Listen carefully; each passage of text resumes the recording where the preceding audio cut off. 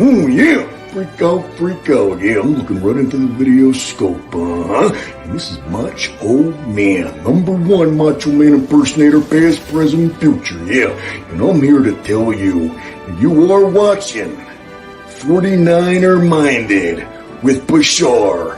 Yeah, the cream of the crop. Dig it? 49er mind is it's not just a thought process, but a way of life. 49er minded, 49er minded, can't shake it. It's 49er mind that I got. It's 49er shine that I got. My psyche's on another Frisco Super Bowl. Don't sit slow, cause here we go with a super show. A red and gold session. I thought I read a gold obsession with some well-controlled expressions. Let's talk about that win that we got. Who should have been in the spot? That's how they spin in the spot. Let's roll that back, all that crack, all that strip, fumble sack, or just dial it on up. If you wanna talk smack, it don't matter what the story on, as long as the story aligns with a 49er mind. 49er minded. It's not just a thought process, 49er minded, but a way of life. The Shark. 49er minded. Way of life. 49er minded.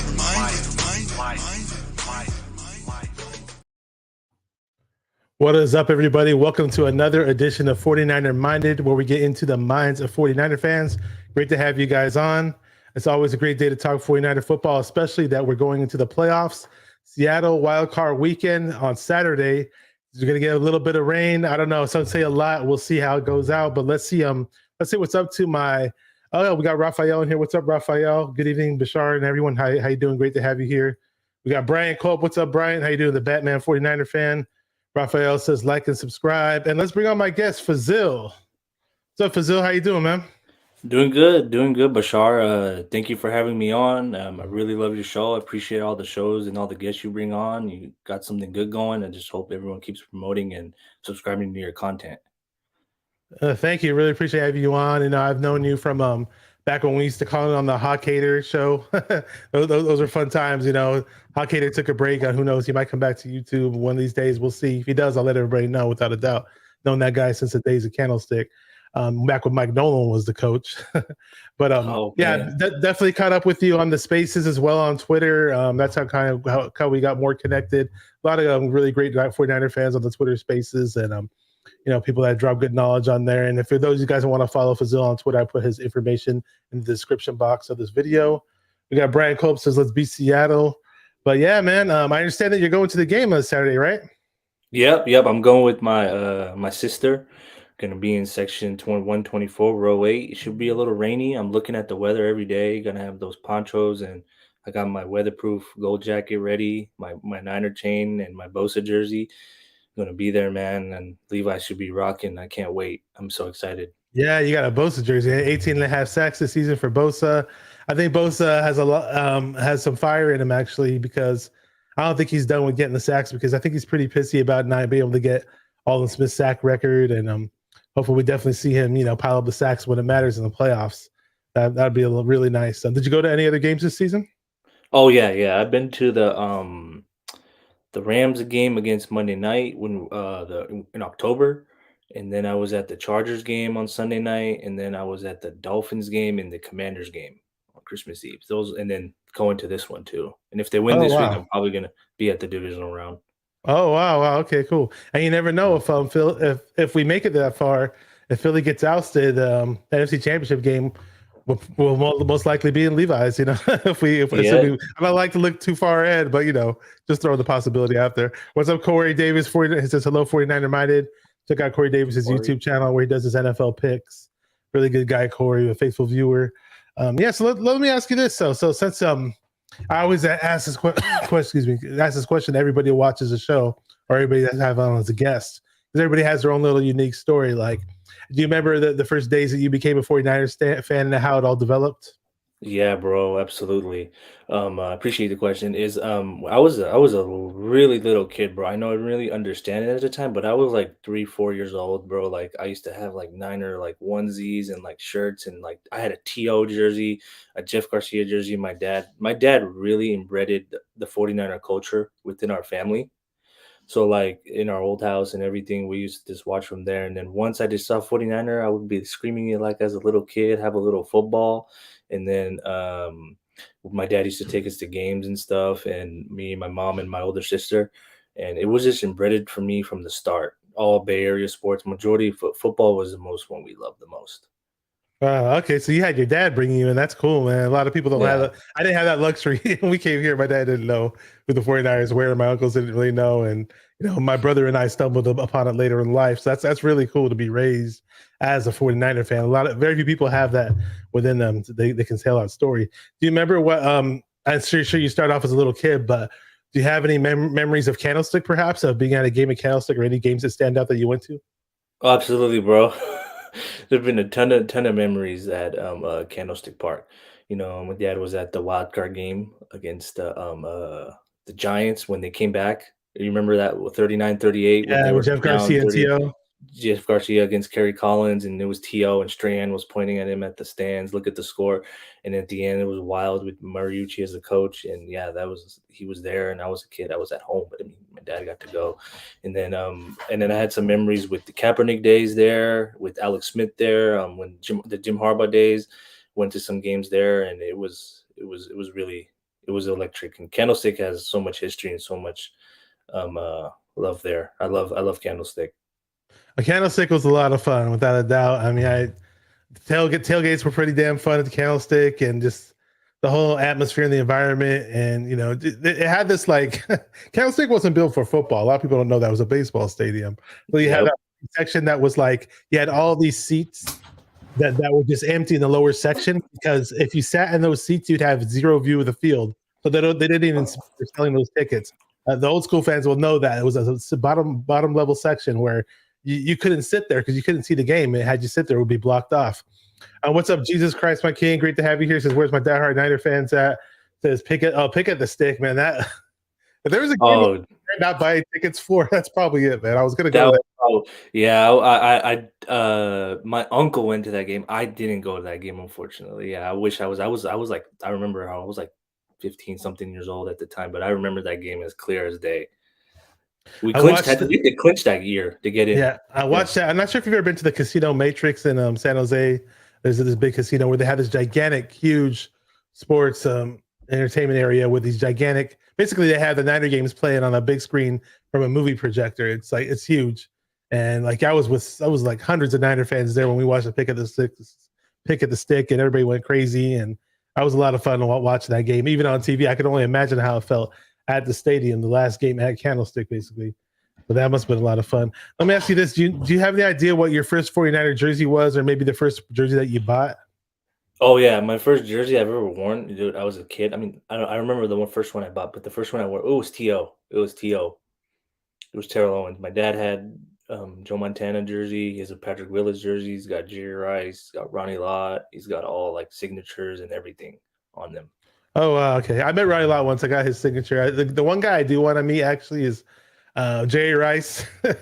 When I bought Jerry Oh, Rice, dude. when I found Jerry Rice's Go Fuel, I took a picture. I put it on my Instagram, and I tagged the Go Fuel Instagram page and Jerry Rice Instagram page. And if they ever come out to where I live out in Northern California to do a debut for Go Fuel at whatever store they're doing at, and Jerry Rice is going to sign some autographs because he does a lot of those things, a lot of those events when they introduce Go Fuel to a new store. And whenever he comes out there, man, I'm gonna try to meet him. That's the one Niner player that I'm gonna stand in line and get a picture or autograph with. Yeah, he's at the games. He has his own like seat on the cushion seats, right near behind the end zone of the home. About 126, 125, 104 area around there. He sits right there with like his son or his wife sometimes, and that's like it's made for him over there in Levi's. Because Nice. before every home game, like he runs like one end zone to the other every time. Yeah, I've seen him do that. And then they always show him on TV hanging out the end zone, and he'll wear a big Niner chain. It's kind of funny. He's like almost like an Yeah, extra cheerleader or whatever. It's hilarious. yeah. He Um, signs autographs. He takes photos. He does all that stuff there. Everybody I know that's ran into Jerry Rice has had a pleasant experience where he takes the time to take pictures and sign things, and I think that's really really cool. Not a lot of athletes don't They're not take the like time to that. do that, and I get it sometimes when an athlete wants his personal space and they're doing things with their family, or they just want to live their life as a regular human being. I understand that there's a finesse involved in terms of approaching athletes or approaching celebrities. I do get all that, but some athletes are much more comfortable than others and saying to go with other celebrities as well. So it just depends, as long as you approach them with respect and you're kind, in most cases, athletes will be responsive. That's at least from my personal experiences. Damian Lee's here. What's up, Damian Lee? He says Lisa Marie Presley passed away. I saw something on the news about her getting having a heart attack. I didn't know she passed away. I thought I was assuming maybe she was in the hospital. I didn't follow the full story though. So definitely rest in peace, man. Sorry to hear that. Yeah, Elvis Presley's daughter. And who else passed away? So many people have passed away recently. It's Barbara Walters, Pele, the soccer legend, the Pope, all different kinds of people. And then Jeremy Renner got hospitalized. He's a big 49er fan actor. And Damar Hamlin, he got released from the hospital. That's good. Thank God. Great to hear that.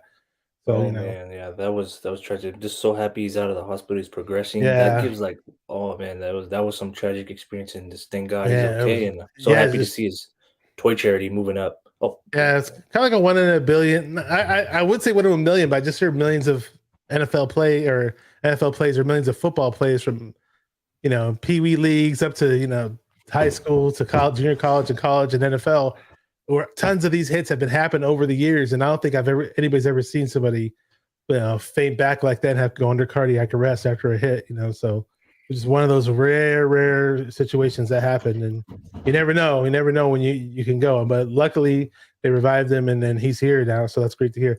What's up, Corey? Corey's here, says, what's good, Bash? Let's get ready for a beatdown on Saturday. Great to have you here.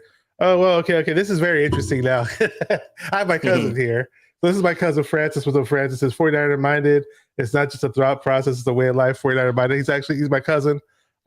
He grew up in Seattle, and he's a Seahawks fan because that's his local team. He's always been appreciative. He's always loved the way me and my brother and I, who's no longer here, how we support the 49ers and how we've been passionate about the 49ers. He's respected that, and he watches the show, and he's a great guy. So ironically, we're playing his team for the third time this season, a playoff game at that.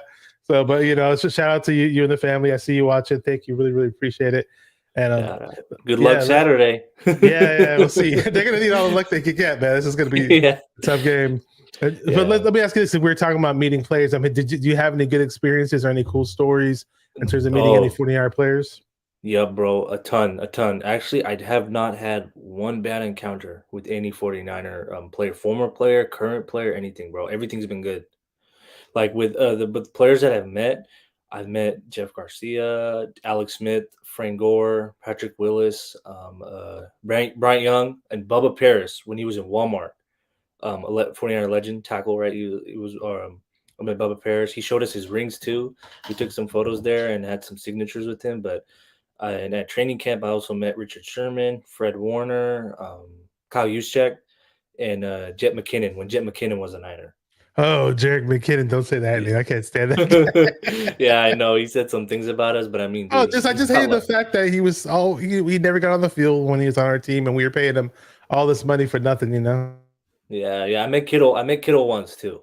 Met Kittle. Wow, but so good as advertised, bro. He's at advertised. He's just. Who'd you have the funnest time talking to? The funnest time I had talking to was Sherman Kittle. Sherman, dude, people think, oh, he's off like this, but you see him, the more he is as an analyst, right? That's how he is in person. Like he's funny, he's outgoing, and same with George Kittle. Like he's goofy. Sherman's one of my favorite analysts. I think he's an amazing analyst. I mean, he's amazing. Yeah, he's really entertaining. He's funny. He's very knowledgeable. Obviously, he played the game. He's smart. We all know he went to Stanford. He played in Seattle when Seattle was really, really good. The Legion of Boom was really, really good. Towards the end of his career, he played with us, and he was still good with us. And when he came to the Niners, it was like there were some Niner fans like, oh, I hate Sherman. I hate. Well, I'm always a Niner now, but then the moment I saw like Sherman like in training camp right off the bat, nobody told him that he had to do this, but he went out of his way to teach all the young defensive backs and mentor them and show them the ropes. And he's like a coach on the field, man. It was awesome. Exactly. Like, look how we made Jimmy Ward, Jaquaski Tart. Like, he even called out people that name. And look at what he's done to Emmanuel Mosley. Even though Mosley kind of brought himself up like with everything in the coaching, but Mosley was a rookie the year we went to the Super Bowl, and he took over in place for Akella Witherspoon. And look at where Mosley's now. I mean, poor guy, he tore his ACL, and I'm hoping he's going to sign back with us, I think, next season. And Yeah. we'll have a great tandem with him and Mooney Ward. Yeah, Mosley's development has definitely been instrumental. I mean, I believe we picked up Mosley the first year we brought Sherman, or was it maybe the year after? But Mosley was definitely there along the way when he first became a Niner, and Sherman was showing him. And Mosley was an undrafted guy that nobody really cared for. And this year he was having an amazing season. It's unfortunate he tore his ACL very as much as He because was all he was yep, he was all oh pro man, and Pro Bowler type. oh yeah. Let me catch Mhm. up with some people to chat. We'll definitely see you guys. We got Brandon Ferreño from Forever Faithful Podcast. I should be going on tomorrow with him around 6 o'clock, I believe, on the Forever Faithful Podcast. We got David McNiner. What's up, David McNiner? Always good to have you. Says, what's up, Bashar and Fazil? What's Yeah, up, we got David? Fazil here. And then Jesus Christ, my King says, I met Frank Gore before. Didn't realize how short he was in person. Yeah, I never stood next to him, but I've seen him about 10 feet away because at the training camps, he'd always sign autographs with everybody. And he's definitely a short guy. The really short running back was Kendall Hunter, though. I think they listed about 5'7". He's about 10 feet away from me. He looked like he was like 5'3". I don't Yeah, know. he looked like Darren He's hella, Sproles. He looked like hella Darren short. Sproles. Yeah, Darren Sproles was like 5'7" too, and yeah, Frank Gore is like 5'9", and I'm like about 6'1" too.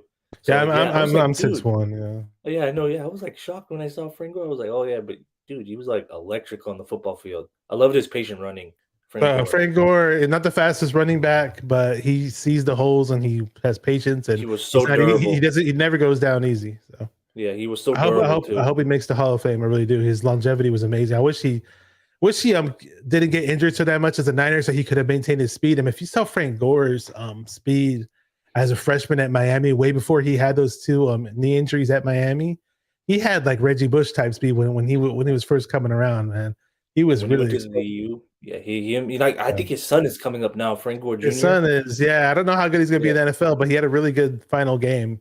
Actually, yeah. got I some heard more he went people. viral because he said, "Calm down, auntie." He told Oh his yeah, auntie. yeah. They won the game, and his aunt was in the background, so and he was celebrating with all the players getting interviewed, but his aunt was celebrating and all the players trying to get in the camera shot. He told his auntie to calm down, and people were like, "Oh, should he have said this?" Let me say what's up to Crazy Juice. He is here. He says, "What's up, Niner Empire? Let's beat those Seagulls." My cousin, I definitely have to agree with you, Francis. He said it's all love. Agreed. Niners are going to take this. It'll be a whooping. I'm not going to argue with that. Just, That's the thing. Yeah. Oh, go ahead, Bashar. Yeah. no, you go right ahead. Yeah, I think like you know what you've been seeing what Pete Carroll was saying in his press conference, like I did. I saw. he was like, "Oh yeah, the Niners are a freaking juggernaut. Unfortunately, we got to play them." I was like, "This is all mind games," and I'm sure the players know this. And Kyle Yeah. Shanahan, I'm sure he's like preaching this into the room.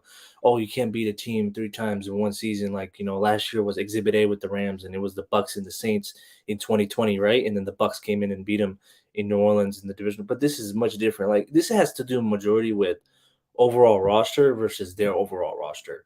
Like pound for pound, you look at it, the 49ers are much, much deeper and much, much better than Seattle. But we're not sleeping on Seattle. It's a divisional opponent. I'm sure they want to send us home, and it's win or go home. We got to bring it. I mean, even though we won the game in overtime, I'm pretty sure D'Amico Ryans and Kyle Shanahan, especially, are going to hammer into everybody's heads. Like we're not taking any team lightly in this Lightly. playoff stretch. We almost lost to Jared Stidham, who looked like a damn Hall of Fame quarterback, and Devontae Facts. Adams was killing us too that game. So we won the game, but it almost felt like a loss because it was a team that we had no business allowing all those points on and going down to the wire. Bro, they had us sweating, bro, and that was the game I didn't want to lose. And plus, we needed it for seeding. The Raiders had nothing to play for. No, actually, they did. They were fighting for Well, their they were last still playoff fighting for spot. their playoff hopes, and we eliminated them basically. Yeah, I feel like they wanted. I feel like they just wanted to beat us more than anything. It was their Super Bowl.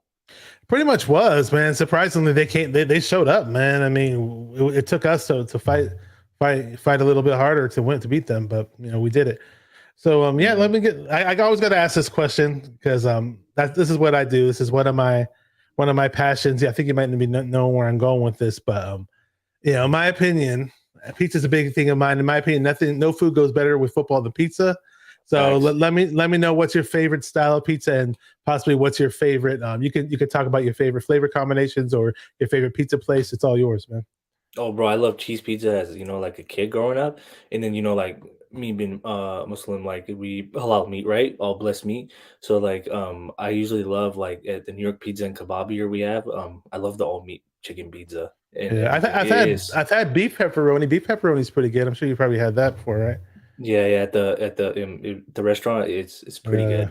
It's so good, Yeah, like, but what especially about during style games. though? What about style though in terms of crust and all that? You got Oh, all I different love kinds of soft styles. crust. I love soft crust with the cheese, with soft crust cheese, like what they Mhm. give at Pizza Hut. Yeah, that's my favorite. Okay, good. There you go. There you go. All right, so let's get into it, man. And we got what they're expecting. I believe in the forecast. I believe it's like going to be an 80 or 90% chance of rain. I'm not, we'll see how bad if it really affects the game or not. I mean, Seattle is a rain. There, that city lives in the rain pretty much, and when we played in the rain during this season, it's not like we haven't. It was raining when we played Seattle in week 2. I was at the game. It wasn't raining the whole entire game, but it was definitely raining that game and raining other games and. So we'll see. Oh, Francis is talking about Joe's Pizza. I went with them to Joe's Pizza in Huh. LA. It's a kind of knockoff of the New York version, and there was all these because it was 4th of July, and there were all these fireworks going on. It's kind of funny. You brought that up there. We already got people dropping predictions. This guy says 26-14. Corey says 24-13. But yeah, I mean, we're expecting about half an inch rain in Santa Clara. So I mean, I don't think it's going to be that big a deal. I just think it's going to be one of those situations where whoever the better team is, regardless, is going to come out on top. I don't think it's. There are really, really bad downpours in games where things do even out. I get that, but I don't think that's going to be the case this time around.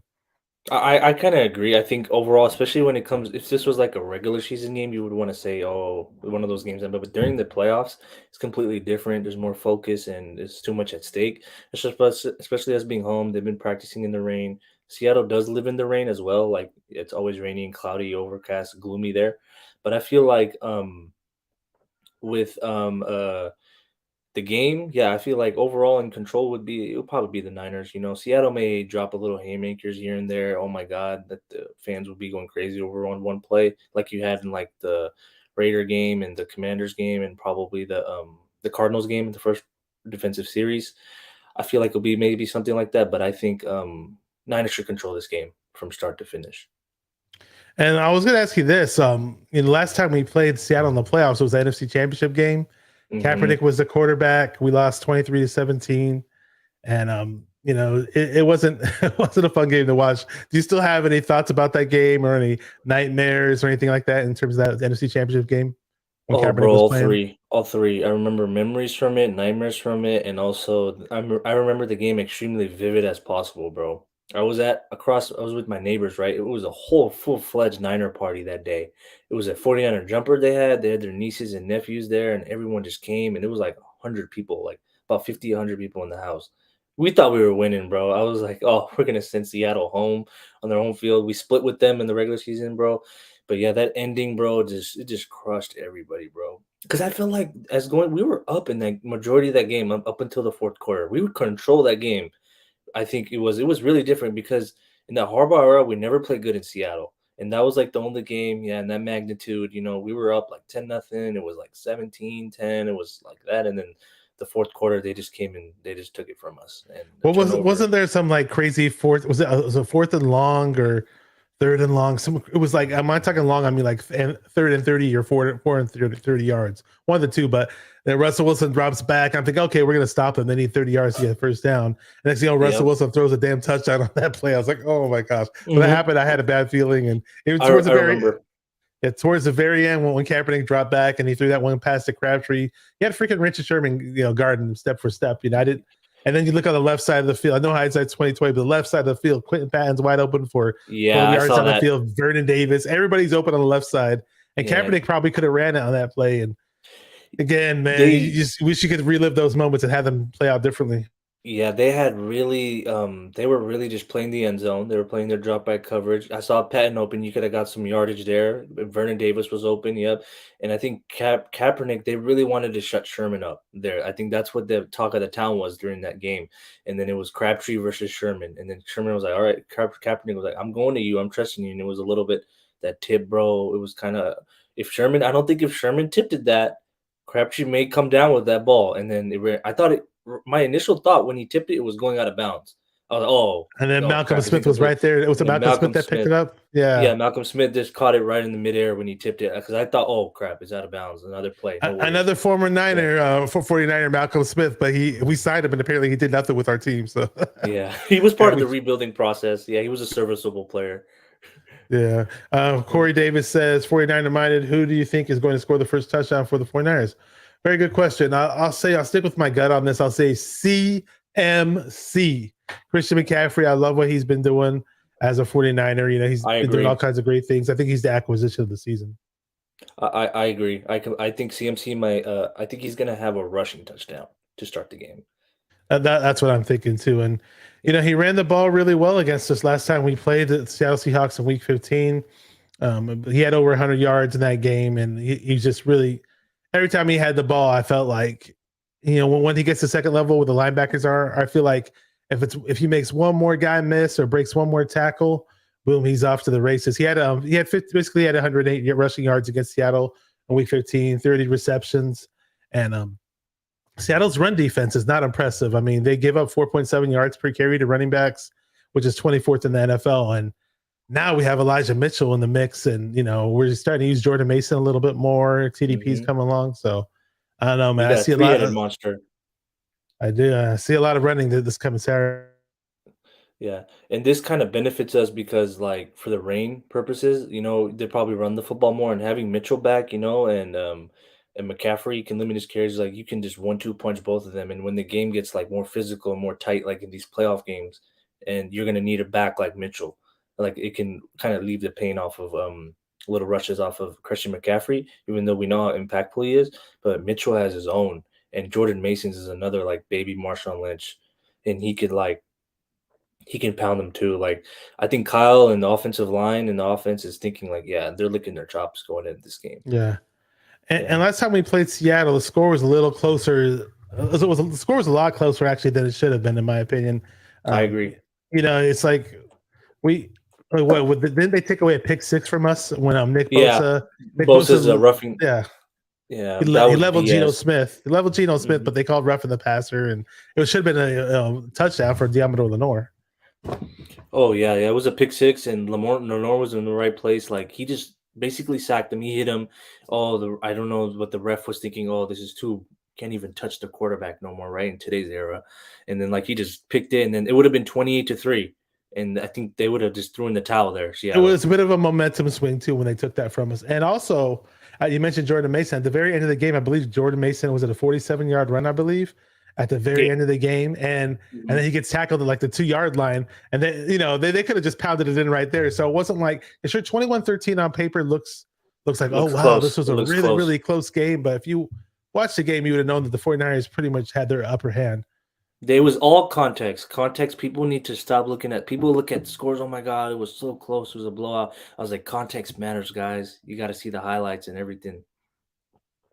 Yeah, you got to look at. And the highlights don't always show the full story too. I mean, well, what's good is on YouTube. At least if you watch like a YouTube highlight reel, it's usually like 8 to 10 minutes long. So you'll see a lot of key plays that do matter in there. But for example, when you say highlights, like for example, if you just watch like ESPN's 1 minute highlight, like 1 minute, 1 minute or 2 minutes, it's not going to show you. It's just going to show a couple of touchdowns, and it's going to leave out a whole lot of important stuff. I would look at the YouTube ones. I would look at more of the YouTube because they make it lengthier, and they show like sometimes they show full drives and stuff and like that. They do a good job. They do a really good job, in my opinion. And so as far as I was talking about Seattle's run defense, their pass defense is actually much more impressive in my opinion. I mean, their pass defense is pretty underrated. You know, they give up so overall their pass defense gives up an 87.3 rating, which is 13th in the NFL. They have 14 interceptions, which is 12th in the NFL. Their cornerbacks, Tariq Woolen, the rookie, I believe he's like 6'4", 225 pounds, and runs a damn 4.2 740. Had a really good rookie season. I wish we had drafted him. And their pass defense has held wide receivers to a 78.3 rating, which is second in the NFL. Michael Jackson's the other cornerback. You know, not the singer Michael Jackson, but they have a pretty decent pass rush. Seattle has, when they played us, they only had 1 sack and 3 QB hits on Purdy. But in general, they are tied for 7th in the league in total sacks this year. They have a 29% pressure rate on quarterbacks, which is 12th in the NFL. They don't blitz that often, but Darrell Taylor, their defensive end, and Uchenna Nwosu, they both have 9.5 sacks apiece. So last time we did a pretty good job with the pass protection, and hopefully we continue that because the pass protection did not look good at all against the Cardinals. Yeah, absolutely. I agree with that. Like with Uchenna Nwosu and Darrell Taylor. Jordan Brooks, I think, is out, right? I'm not sure.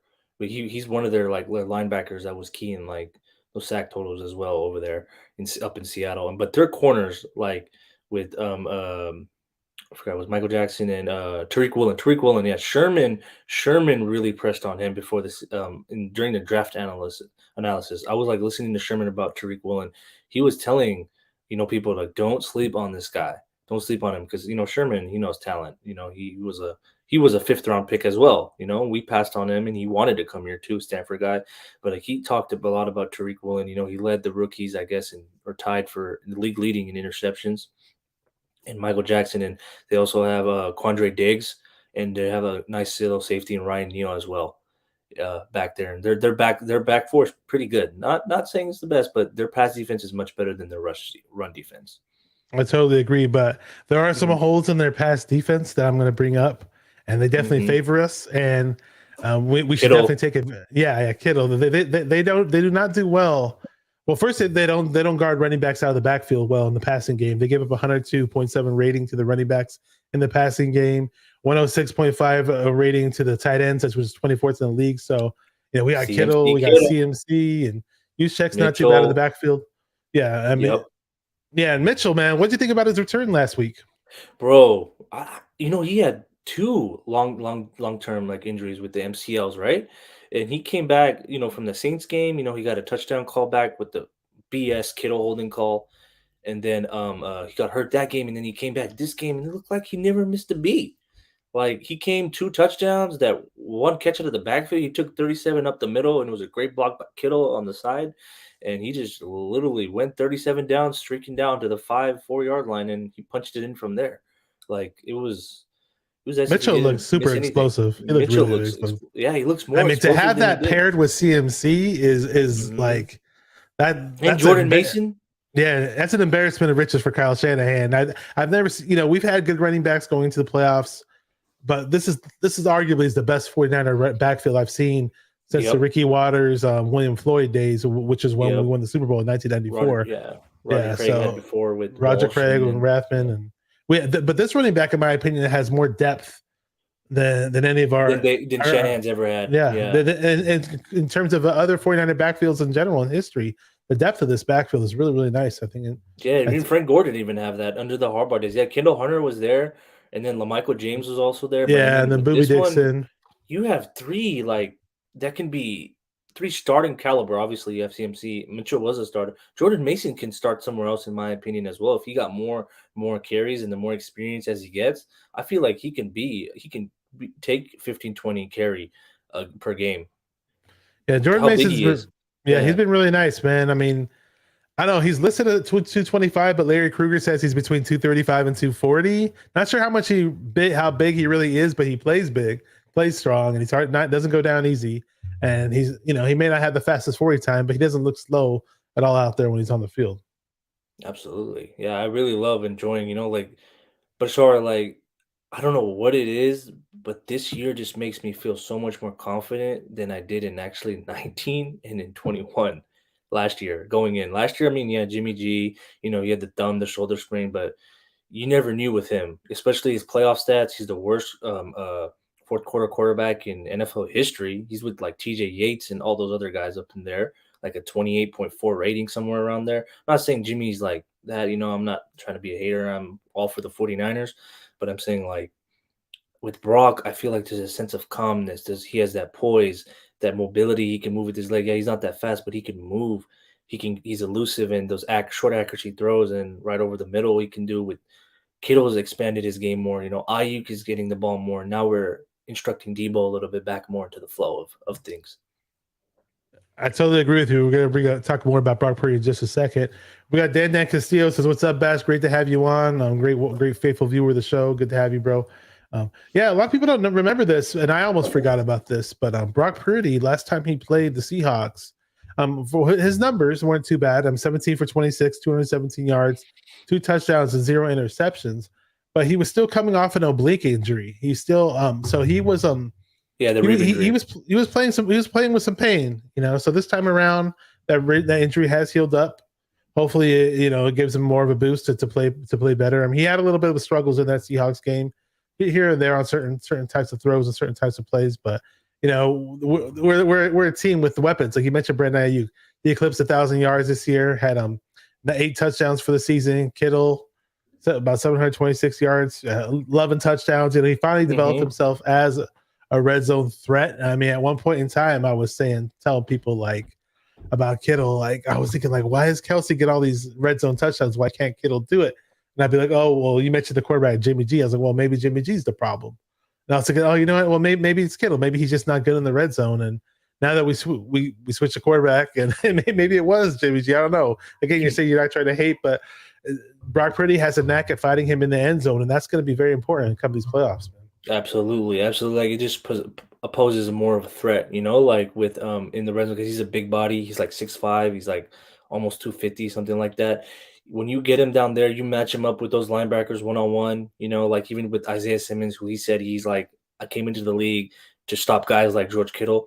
He just burned him in the back in the end zone, and that was a dime thrown by Brock Purdy over there. So it's like saying once those guys get involved, yeah, Brock Purdy can really like moving that ball around. All the plethora of weapons we have, Shanahan can use at his disposal. It's amazing. And also, people didn't forget this. It was a short week. We're traveling to Seattle during when we played them. Deebo Samuel did not play in that game, and Elijah Mitchell was not in that game as well. And then we had some defensive players missing as well, if I'm not concerned. I forgot. I think we had some players missing on the D-line. Well, correct me if I'm wrong, I believe we might see Kevin Givens come back this game. There you go. Yeah, Kevin Givens. Yeah. He had a really good season this year. He didn't get the big, flashy plays or anything, but he did everything to occupy space for the linebackers to make plays. We got Kenny here. Speaking of defense, he says no team that can beat this defense. He says, "What up, bro?" And I'm really excited about this defense. And you're talking about Seattle's defense earlier. We were talking about, you mentioned their linebacker Jordan Brooks. Seattle's very thin at linebacker. Jordan Brooks suffered an ACL against on January 2nd, so it's not looking good for Seattle's linebacking core, and they got to worry about stopping our running backs and Kittle. So if we don't take advantage of that, I don't know what's wrong with us. But I'm sure Kyle's looking at that. Yep. Definitely looks like that. So, did you see Kinlaw in the last game? Do you have any thoughts about Kinlaw this season in terms of his comeback? And yeah, with Kinlaw, I feel like he's unfortunate due to his knee and his injuries. I feel bad for him with all the situation, but I feel like when he plays and he gets that number of snaps, he can clog up the lanes and free up rushers. Like he sometimes on that goal line stand against it was against Washington. It was in the first quarter or second quarter, if I believe, because I was at that game. He clogged up 2 people and freed Fred Warner to come up off the middle over there to stop Antoine Gibson up the middle. And that was a big momentum switch in the game. And then also last week, too, he took up 2 Arizona linemen, the guard and the center, and it also freed up Jordan Willis to go through. And I think he got a sack off that forced fumble. Did you see Kinlaw getting work in the run game on a couple of plays? I saw it happen big time. Somewhat. Yeah. He's kind of struggling a little bit. He could be impactful, but I feel like he can also be a liability as well. That's the normally his forte is to plug up the holes. Usually he's really good at that. I don't know what happened last week. Big dude. Yeah, he's a big dude. Yeah, so he can clog up those lanes. And the 49ers were contemplating having Kalia Davis, their, I believe, a rookie 6th round draft pick or 5th rounder. Yeah. Who was injured, and they had him working out in practice, and they gave him a 3-week practice window.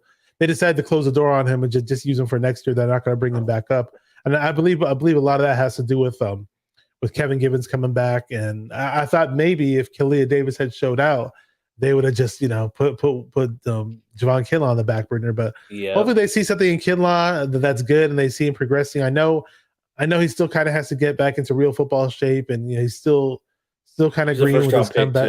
Still kind of green with his comeback, and we invested a lot in the guy, obviously, and I hope the guy pans out. I just, honestly, when they said he was injured earlier this season, I pretty much had it implanted in my brain, like, okay, he's out for this season. I'm not expecting him to come back, even though they kept saying he might come back. But I just told myself, okay, just set the bar really low for this guy. Yeah. He was a 1st-round pick too, and I had big hopes him coming out. And good thing we traded up and we got Brandon Ayuk in that draft as well. That receiving core for that 2020 draft class, the COVID year. It was Jay Jettas, it was Justin Jefferson, it was CeeDee Lamb, it was you had Henry Ruggs. He had that situation in his life as well. I remember that. Yeah, so we could have had CeeDee Lamb with Ayuk. Jerry Jeudy. Yeah, we could have one of those big name guys. Yeah, that'd been interesting. But I guess they were kind of happy with what they already had with Debo, and I'm not Yeah, our wide receiver isn't a weakness with this team at the same time, and there's only one football to go around.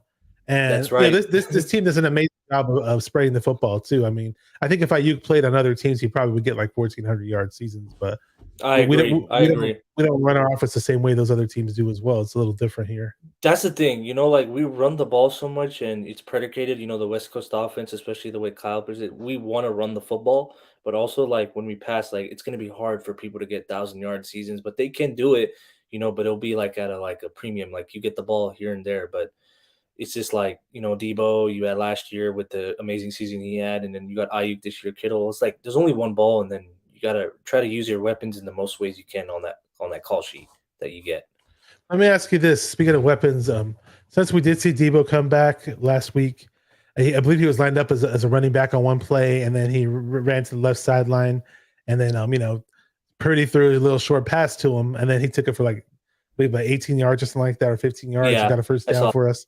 That was cool. But like, how much of Debo do you want to see this game, and what ways do you want to see him use? In what capacity? Honestly, like, I mean, like, I feel like the way Shanahan's using him right now, he's just coming back. We thought was a season-ending injury against Tampa, but I feel like with the number of weapons we have, you can utilize him. You can use him as decoys. People are already scared enough of him on the field, right? Like, he loves contact. Plus, like, you even have him back, you thinking like you don't know who's gonna get the ball. Like IU, Kittle, Mason, CMC, Mitchell, and then you got we have a Jawan Jennings, third and Jawan, you got as well. Ray McLeod's becoming another threat now. He's being implemented. Like, there's gonna be too much weapons for him, and I feel like teams will sleep on him, and you never know. Debo might break up a big one too, and he may have one of these big games. It could be this week, next week. Who knows? Yeah, I mean, yeah, because defenses. I mean, especially like imagine if they threw a backfield of Debo, CMC, and Elijah Mitchell, all three of them in the backfield at the same time. Yeah. Yeah, In the like pistol formation, what are even you on gonna a do? pass play, like that would confuse. Well, this linebackers core is already depleted. That would just confuse the living daylights out of them.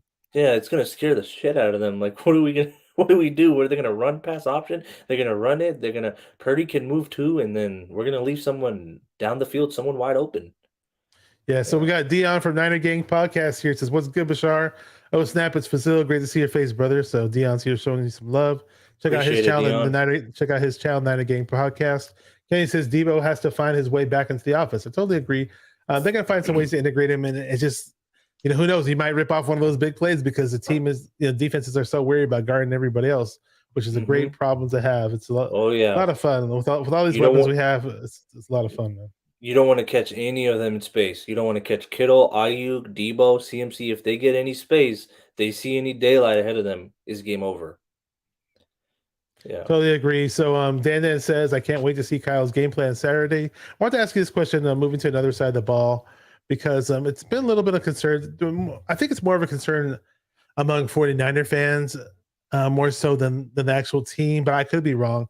But it's Diamador Lenore. I mean, he's going to possibly be matched up against Tyler Lockett, I am assuming, because last time we played them, Mooney Ward did a really nice job in DK. Mooney Ward was actually mirroring DK on the field. Anywhere that DK would line up, Mooney would be right there. Ward would be right there. But if Lenore gets beat on a huge play early in the game, Yeah. and a la the Akilla Witherspoon Minnesota Vikings game, and then they pulled Akilla Witherspoon and they put Mosley.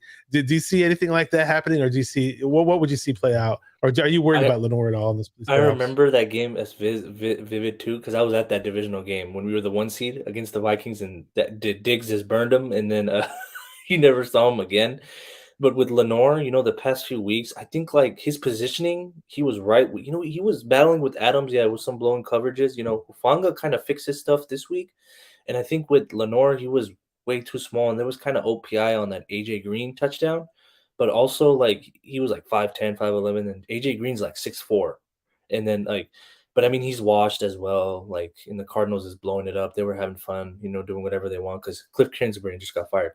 But with Lenore, I feel like, yeah, if there's any struggles going on, especially in a playoff game, which we don't know what could happen, they may bench him for Jackrabbit, and we don't know about Ambry Thomas because I think he's out this week with the knee, and I think he's slowly getting his practice back because he was pretty clutch last year. But I think him, or they may have to put in Jackrabbit because we have no Mosley or anything, or Samuel Womack plays the nickel, so they would have to play put Jackrabbit in for Lenore, Yeah. but we'll see what happens. I just hope he just keeps his confidence and just positions himself correctly. And in general, on average, which is I think is a pretty good average, Lenore only gives up about 39 or 38 passing yards per game. Yep. So in the grand scheme of things, it's not that big of a deal what he does on average. So maybe people might be making a bit of a stink about it when they shouldn't be, or they're a little scared when they shouldn't be. But we'll see. I mean, what cures all of this is a great pass rush. I mean, we got Nick Bosa coming off with 18.5 sacks. I still That's my think he has a guy. lot. Yeah, he has a lot to show improve, and he needs some help. But who do you think is going to help out Bosa? Oh, another sleeper guy on the defensive line is Charles Menu. He brings up some pressure on some, little daylight pass rushes on some different packages that D'Amico Ryans puts in there, but Bosa's also even more clutch in the postseason. As you saw in 19, he was wrecking Eric Fisher in the Super Bowl. He wrecked Reef and in the divisional round, and then in the championship game he was everywhere. Even last year, the Cowboys were lucky he came out with the concussion, and then he wrecked Rodgers the following week. He's going to show why he's even DPOY in the playoffs, and I feel like Eric Armstead, he's another clutch guy in the postseason. He turns his game up a notch in the postseason. He was so huge last year in the regular season finale against the Rams, and then the divisional round against the Packers, and you're gonna see. I think that this is gonna be one of D'Amico Ryan's specials coming up this postseason. And I believe the first game that Armstead came back in was Week 15 against the Seattle Seahawks. And No, he was back against the Dolphins, week the 13. Dolphins. Okay, it was the Dolphins game. Yeah. Okay. Yeah. I noticed though in those first two games, I saw some good push in the pocket, a really nice push in the pocket to help out Bosa. You get extra pressure, and hopefully we see that continue. I think you mentioned Jordan Willis, and Jordan Willis has been looking really, really good the past few weeks. He's a guy He who was was a drafted. hero. Yeah, he's He a guy was a who hero was last drafted in year. the third round by the Bengals. We traded for him the same way we traded for Omenihu, and Willis runs a damn 4.55 40, and looks like with the help of Kasarik, we're finally starting to see him develop a bit, which is good. And Omenihu, like you mentioned, has been having himself a quiet, good season though. Yes. Obviously, Samson Ibukam and Bosa had sacks last time we played them, and who else did? Hufanga on the blitz. So who knows? We may see Hufanga. I love it when Hufanga blitzes. Hufanga up to line of scrimmage, and his alignment on those blitzes, like he leveled Geno Smith, and then like that it was a fumble, but then they recover on it, and then like his short spy package blitzes that D'Amico brings, like it can be utilized this game, especially in the rain where it's going to be kind of gloomy and stuff. You might see some wrinkles there if we have a little lead, and then D'Amico starts bringing some blitzes in those blitz packages. And teams haven't really been able to run this. I understand that the Seahawks do have their running back, the Kenneth Walker, so it's he's had 1,000-yard season. I get it. It's the past three straight games he's had 100 plus 3 yard, 100 plus in the past three games, 100-yard games, and he's been doing well for himself. But again, this team hasn't given up a 100-yard rusher all year. I believe the most we've given up to a running back is 70 yards, and it was Josh Jacobs, I think. Yeah, if we're gonna force them to pass, I mean. And this weather doesn't really favor the pass. Who knows? We might see Hufanga break his streak. When Hufanga got his last interception, I forgot what game it was, but it seems like ever since then his coverage has taken a few steps back. And hopefully we see Hufanga get back into the mix where he's picking balls off and making plays in the passing game, and we don't see any of that crap where he just bites on a coverage or something like that either. But what do you think about our safeties, Gibson and Hufanga? Oh, I love I think Gibson's been a great mentor for Hufanga. He says, I also came here to make Hufanga a Pro Bowl. Like he was talking about his mentorship, his leadership. He's being in the right place at the right time.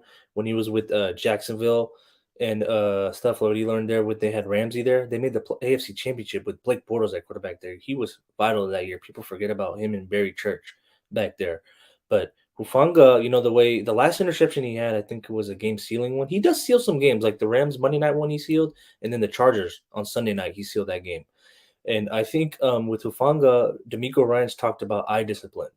He kind of bites on that play action, what he did with Darren Waller, and then he's kind of like hit or miss. He's a Pro Bowl. He's been having an outstanding year, and he's at the right place. But the thing was, he kind of bit on some things he needs to be aware of, he kind of fixed that up last week. I know they were playing the Cardinals with McSorley and David Blau at quarterback, but I think with Hufanga, he's just got to be at the right place. He's just got to be ready to make sure, like, because it's a raining game, so they may be some play actions, and they're going to try to run the ball with Kenneth Walker, but he hasn't really done much with us against the 2 games. But with Hufanga, he'll be ready. I think he'll be ready. He'll fix those mistakes, if anything. Channel 49 says 49er minded lifetime YouTube contract, baby. Yeah, talk to the guys at YouTube. They need to give me a salary. They need to do something. For real. But yeah, it's a little joke that we have because when Jimmy G, when him and I would be critical of Jimmy G, he'd hop in my chat and he'd always be like, Jimmy G, 10-year contract. Jimmy G, 10-year contract. Then he changed it up to Brock Purdy. But we always had that little joke. Yeah, man, it's gonna be a lot of fun this upcoming game. I mean, some good news actually has just come around. Aaron Banks and Drake Greenlaw are both full go for Saturday. I know you were just talking about the safeties and defense, but I love to see what his linebackers are going to do come Saturday, especially Drake Greenlaw. Big play Dre, and we all know he's a Seattle killer, and he's going to be hyped up. I just want, we don't want him to get penalties. We want him to be disciplined in these playoffs, because those penalties could hurt us. But I love Drake Greenlaw's style of play. I obviously arguably think that Drake Greenlaw was the best linebacker of the NFL this season. I kind of agree with you. Fred Warner, he's the leader. He's the Mike. He's everything, and he's all pro Fred, and you got all pro Drake too. This is sad to see him and McCaffrey being snubbed, but I get Pro Bowl is a popularity contest, but I mean we're worried about another bowl instead of the Pro Bowl, right? We're worried about the Super Bowl, the real bowl, real bowl that counts, the Super Bowl, the real bowl. Yeah, we know how the magnitude of all pro Fred and all pro Dre, and even Aziz Al Shire he's another. Aziz very good, yeah. A trio of great linebackers, but having Dre back, big play Dre. He's a Seahawks killer, as you saw. He forced that big fumble, that big hit on Travis Homer on Week 15 Thursday night to Mooney Ward. That was another momentum changer. Yep, and then the one. Who can't forget the goal line stand to clinch the 1 seed on 20? My anxiety was running through the roof during that time, but Dre Greenlaw was as clutch as you can be. I love having Dre back next to Fred. I think they're going to be pumped. I think he's going to be pumped, and they're going to go ape shit this Saturday.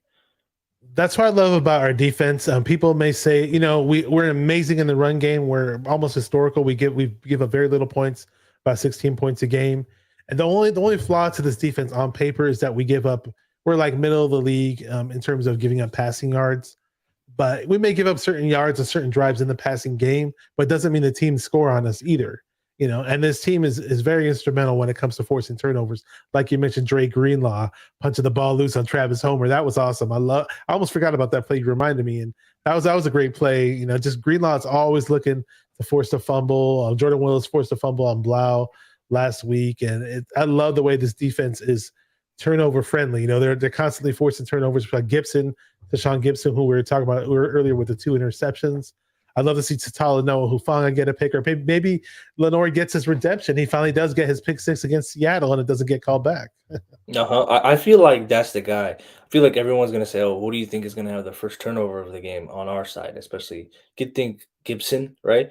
But I have a feeling it might be Hufanga this game. He might be in the right place. He can be somewhere. He may get like a pick 6 or something. It's just you never expect anything. You never know with this defense because they're number 1 in the league. They're number 1 with points scored against them with about 15 something up there. Number 1 in rush defense in the league and number 1 in yards allowed against. Or I think Philly's 1. Niners are 1 or 2. They changed it because of that Raider game, but I still think this is overall the best defense. They kind of slept on Jared Stidham in that game. I feel like because they had no tape on him, etc. But I feel like. And they had the flu. There was a bug going around in that locker room too for the defense. That's what they were saying. There was some flu, but I think part of it, though, I think that it was freaking New Year's Day. Now I know that it was New Year's Day for the Raiders as well. I get that, but I just think maybe the 49ers players may have partied too hard. I saw a video of freaking Jimmy Ward on Saturday night on stage with E40 at Dre's nightclub. So I just think the party may have been a factor. Yeah, there you go. And I mean, it's playoff time. These players know now, and they're at home this weekend, and they know, we got to be focused and ready to go. 1 game at a time. It's win or go home, and I think they're gonna show why the Niners have the best roster in the league and the best team in the league. There you go. Yeah, and I feel like with the defense, people are like, oh my God, we've been giving up these big plays. I was like, just calm down. It's happening. It's playoff time now. It's a new season. The regular season's over. Now it's time for we're gonna get this get this win and keep it going 1 week at a time, guys. 1 week at a time. Exactly. Yeah. So I'm pretty sure that the team looks at it this way is just that, every week is a new season pretty much, and then they're going to take it step by step. Nobody's going to look too far ahead and nobody's going to take any opponent lightly. The playoffs are definitely like a second season all in itself. We beat Seattle twice, but we're going to act like we haven't played Seattle all year. And this is the first time we're playing them. Exactly. Let me ask you this. Who do you think's the most unsung hero of the 49ers this season? It's a good question, man. It's so hard. The unsung hero I would have to go with probably BA. I'll go Brandon Ayuk. Brandon Ayuk. Okay. Yeah. I'll go with Brandon Ayuk because he was like in the shadows of things, people like he was in the doghouse last season with all those drops and the interception and Kyle's he's worked his way up to be a leader of this team now, a vocal leader in the locker room, presence around him. He just broke his 1,000-yard season and he's just balling with Brock Purdy now. And he's just trying to, he's getting that balls out. He's just catching whatever comes his way and he's beating his guy always. I think he's always open all the time. He's always beating his guy.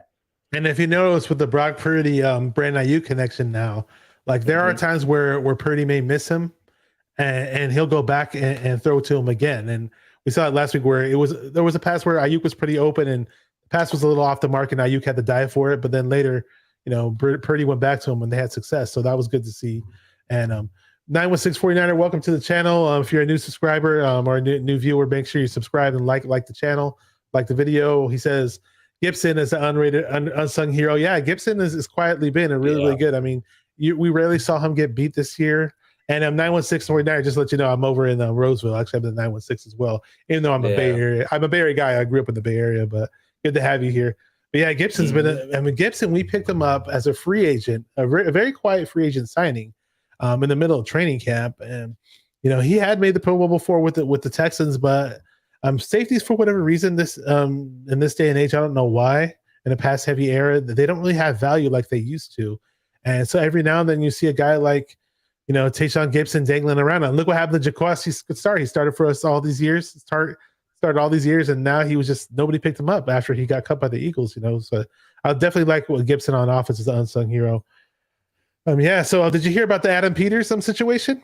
Yep, I did. And look at him. I was like, oh my God, the Cardinals wanted to interview him and the Titans. I was like, we're in the middle of a playoff run. And he just immediately declined it. I was like, smart decision, Assistant GM. He did get promoted from the vice president as a director of personnel. And now he's just moving as assistant GM to John Lynch. He is another key part of our organization people forget about. Oh, so Martin Mayhew as well. Did Peters did Peters get an official promotion today? Is that what it is? No, he didn't get a promotion, but I mean, from I think it was last year or 2 years ago, they gave him a promotion to become the assistant GM because they didn't want to let him go. They don't want to let him go. A lot of people are throwing out the hint that, John Lynch's goal is to get help Kyle Shanahan win a Super Bowl, and if we win a Super Bowl, John Lynch would possibly go back to the broadcasting booth where it's way less hours and it's easy money in the broadcast booth in comparison to, working 13 and 14-hour days working for the 49ers and who knows, and then they promote Adam Peters if that's the case. But it was wishful thinking for a lot of 49er fans that, we're never going to lose Adam Peters, but hey, we lucked out and he loves being with the 49ers. He was a 49er fan growing up and it's great to see that he's going to stick around. Yeah, absolutely. I'm very happy he's going to stick around, And I did kind of hear about that. I think that was last year too, or 2 years ago, that John Lynch was trying to, they were offering him, but less money or more, more money and then easier workload because they have to work as a GM, being a head coach or whatever, less hours, less stress, and more family time, etc. But he wants to win, and I think he said he wanted to build a contender for years to come. So they just want him in. They don't want to just win one championship. They want to win multiple. And for people at points of times, people were saying fire Lynch, fire Shanahan. People don't understand that the Niners had to. Those two guys had to build this team from the ground up. Were mistakes made along the way? Yes, you can talk about Solomon Thomas and multiple other players that we may have whiffed on or big contracts. But if you take a step back over, from 2017 till now, I think we're in the top 5 in terms of doing things in the league. And who knows, man? We may go all the way this year or possibly next year in the years to come. We're built for the next 5 or 6 years, in my opinion. I agree. I completely agree. I just never understood the Fire Lynch, Fire Shannon, like they had to replace, Chip Kelly and like the worst roster in the league and Jim Tom Sula, especially like after the debacle of Jim Harbaugh and the York and the Trent Baalke situation. Look where we are now. Like 17 was a full rebuild, 18 was a rebuild, and we ended up. You look at the draft picks. Yeah, we whiffed on. Who doesn't whiff on first, second round picks? It's a crapshoot draft. Look at the later round picks with Kittle, with Greenlaw, Hufanga, all these undrafted free agents with Mosley signing Sherman, trading for CMC, drafting Brock Purdy, we're trading up for Trey Lance, and then getting Brandon Ayuk, Debo Samuel. Like, what about all these guys? Like, they've done so well in everything, and I commend them, and that's why I wish they stay forever. Yeah, I'd love to see these guys stick around. Anyways, Fazil, before we wrap it up, just let everybody know where they can find you on social media, and if you have anything going on, or just a shout out, you want to do any shout outs, go right ahead, man. The floor is yours. Yeah, shout out to you, Bashar, for letting me on the show. And you guys can find me, on Instagram. I'm on Twitter and Snapchat as well. But on Twitter, I'm FAI_JR26. It's my first name, middle name, last name, Fazil Abdul Irshad _ JR26. And that's my Instagram handle as well. You guys can find me on there. Follow me there. I'm here, I'm here to support, give love, and respect to all the content creators, you out there, everyone doing their hard work. And let's go Niners. Let's get this win, and let's hopefully, get that 6th ring finally. You're going to be at that game, so you're going to be hyped up with everybody, with the rest of the 49er faithful. It's going to be great. And speaking of 49er faithful, I appreciate all you guys in the chat. Some of you guys are very familiar faces. Some of you guys are newcomers. Again, if you are familiar faces or newcomers and you aren't subscribed to the channel, hit that subscribe button, hit the like button. Thank you, everybody, for watching 49er Minded, where we get into the minds of 49er fans. Keep repping those 49ers and stay 49er minded. Peace. Let's beat Seattle. Let's go. Let's go.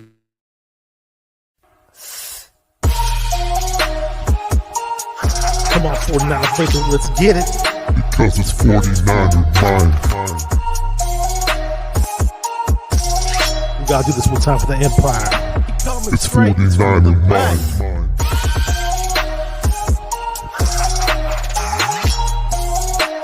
It's 49er mind. We gotta get that brick by brick done quick. 49er mind. Yeah. Yo, we can't listen to them haters, man. 49er mind. We from the Bay. 49er mind. We them San Francisco 49ers. 49er mind. We got that red and gold blood inside us. 49er mind.